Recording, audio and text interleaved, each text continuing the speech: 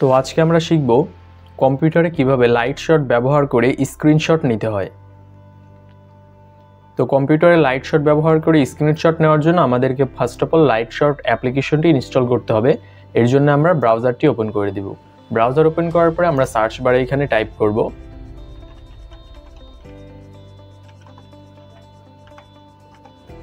Light shot.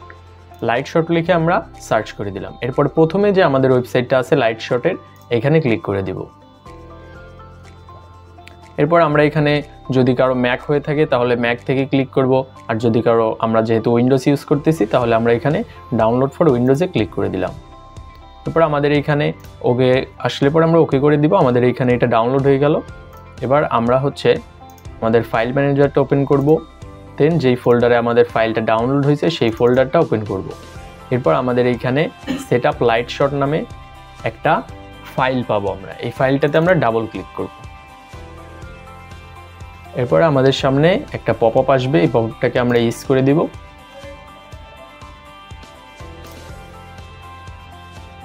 এরপর এইটাকে আমরা অ্যাকসেপ্ট করে নেক্সট করে দিব। দেন আমাদের প্রোগ্রামটা কম্পিউটারে ইনস্টল হয়ে যাবে।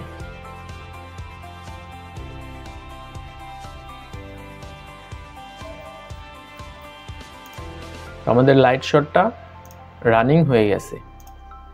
এবার আমাদের যেটা করতে হবে, আমরা যদি লাইট শট দিয়ে স্ক্রিনশট নিতে চাই তাহলে এই যে ডান পাশে একটা লাইট শটের লোগো দেখা যাচ্ছে, এই লোগোটার উপর আমরা ক্লিক করব। তাহলে আমরা যেই স্ক্রিনের যেই অংশটার উপরে ড্র্যাগ করব আমরা সেই অংশটাকেই সিলেক্ট করে স্ক্রিনশট নিতে পারবো। আবার যদি আমরা এইখান থেকে ফুল স্ক্রিন নিতে চাই আমরা ফুল স্ক্রিন নিতে পারবো। এরপর আমরা যদি এইখান থেকে এটাকে সেভ করি তাহলে এটা আমরা যে কোনো ফোল্ডারে সেভ করে রাখতে পারবো।